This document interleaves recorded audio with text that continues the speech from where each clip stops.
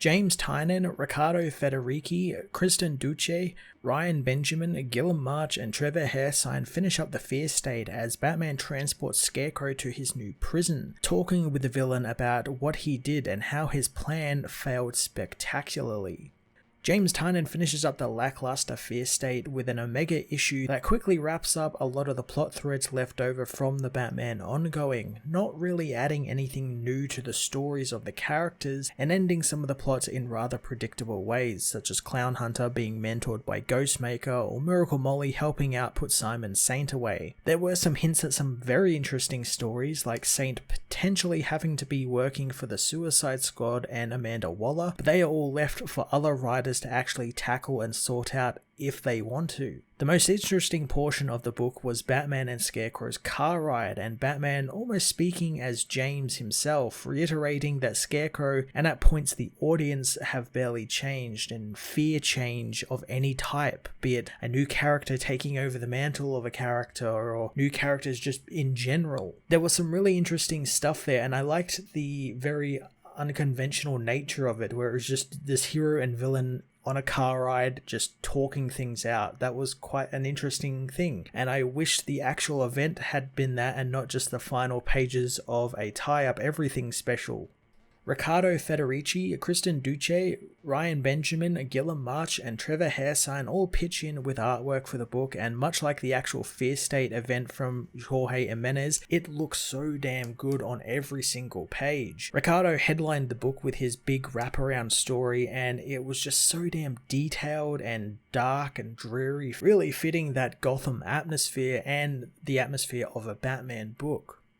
Batman Fear State Omega Issue 1 wrapped up the lackluster Fear State event by tying up the loose ends and delivering a really interesting hero-villain conversation that I really wish the actual event tackled and expanded upon. I'm going to give this issue a 7 out of 10.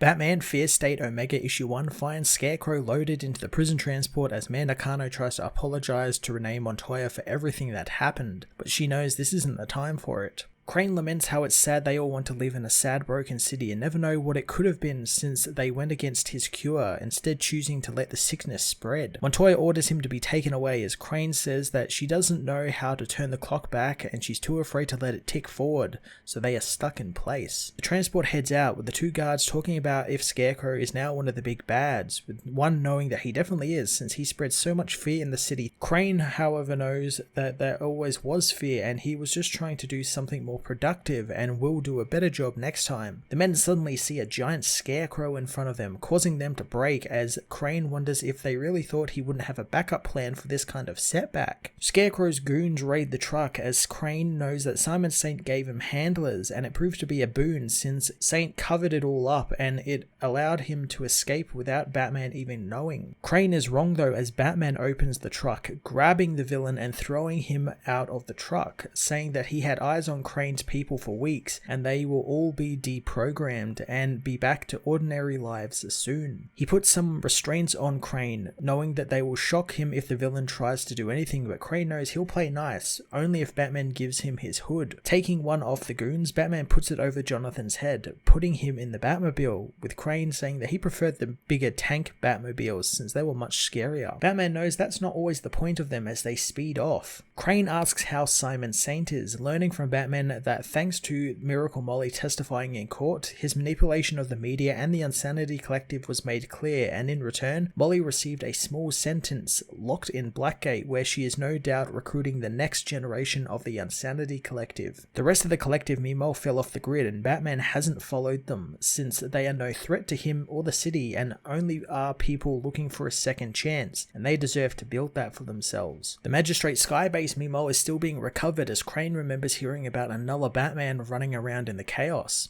Batman knows that he'll deal with him soon as he tells Crane that Saint has been locked up and removed from the board of directors of Saint Industries, and the Magistrate brand has been shuttered. He knows that the company is auctioning off tech that Saint built, and Simon will be used as a scapegoat as they are sold to military powers across the world. The board meet with Amanda Waller as Batman knows that Simon is going to be put in house arrest and forced to work off his debt under the watchful eye of the US military. Crane thinks that makes Batman furious, but the hero isn't, knowing that it just means there is more work left to be done. Crane gloats about Sean Mahoney, who despite being put under a lot of sedatives for his surgeries, somehow manages to awaken, telling the doctors that he lived through the fear state and he is more evolved than they are, and he wants to save Gotham. He blows his way out of his prison, killing the guards before escaping into the sewers. Batman knows he should have been there to oversee the removal of Saint's implants, but someone made the decision to do the procedure early before he could intervene, knowing Sean is out in the city somewhere. Crane knows that the Peacekeeper will be back since he's too dangerous to not come back, and he holds a grudge against Batman. Batman is well aware that he will be back, as Crane knows the entire city used to cheer Batman's name and the police shined his light in the sky. Nobody looks up anymore and everyone's lives get worse and worse, and they know who exactly is behind it.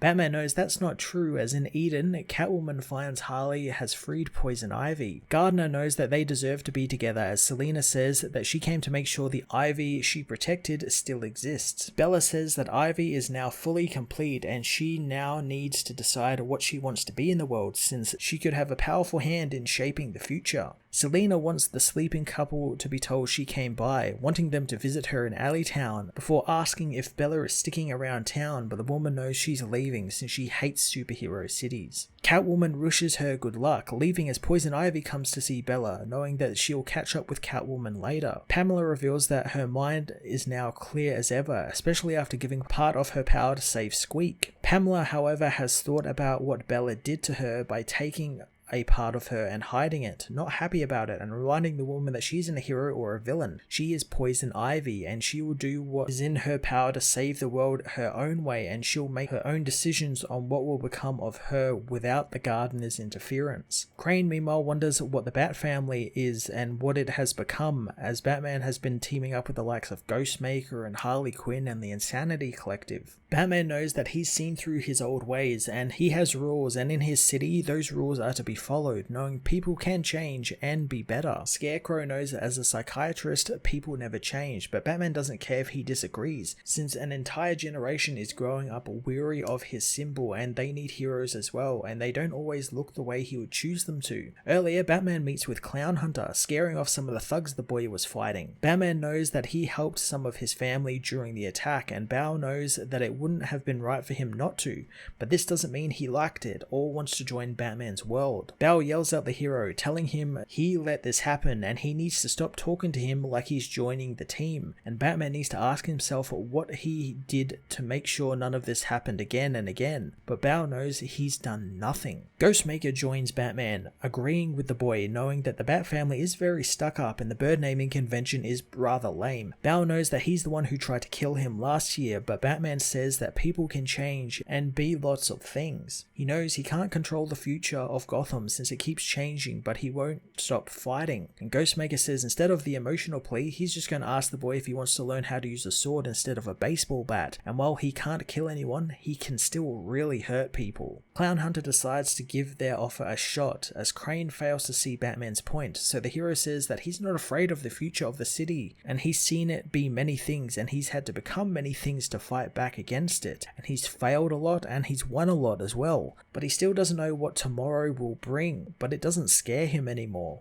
Crane thinks that he's lying, but Batman knows that it scares Crane, knowing other villains have built new lives for themselves and moved away from villainy while others have doubled down. But Scarecrow has never changed, and he just conducted one of the largest attacks on the city ever and it failed. And Batman wonders what he'll do next and if it will be the same thing, just bigger. He knows that Crane is so afraid of change that he tried to take control of everyone's future and make them evolve, and while he pushed himself to the limits of fear, he has never changed or evolved. He tells Crane that the city shrugged off the fear state and the Joker War before that, and the city is scarred, but it's moving forward. He knows the city doesn't need Batman to evolve, and it doesn't need Scarecrow either, and he's excited to see what tomorrow brings, and he'll save everyone in his power he can save, but that's all he can do, and that doesn't scare him anymore. Scarecrow knows that he's lying, and this is some type of mind game, but Batman tells him to talk it over with his new therapist, Dr. Chase Meridian, who Batman delivers the villain to. Dr. Meridian looks forward to speaking with Dr. Crane, having read his deranged but fascinating works. Chase hopes that the new hospital will be a light for Batman as well, since this all begun with Arkham's destruction and now it ends with its replacement, knowing some things never change in Gotham, but Batman knows that maybe some things should.